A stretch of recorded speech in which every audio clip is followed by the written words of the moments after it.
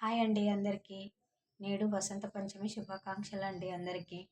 ఇవాళ మా బాబు వైభవ్ రుద్రది అక్షరాభ్యాసం చేయించుకున్నాము.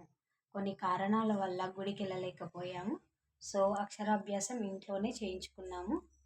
ఫస్ట్ హరిద్ర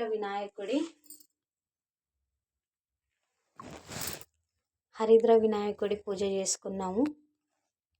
తర్వాత సరస్వతీదేవి అమ్మవారికి కుంకుమార్చన చేసుకున్నాము.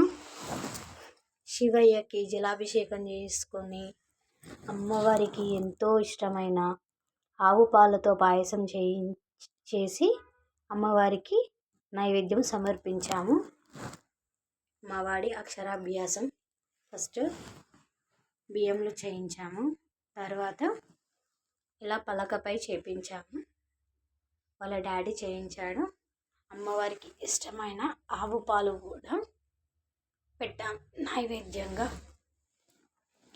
ఇది ఇలా జరిగిందండి నేడు మా వసంత పంచమి.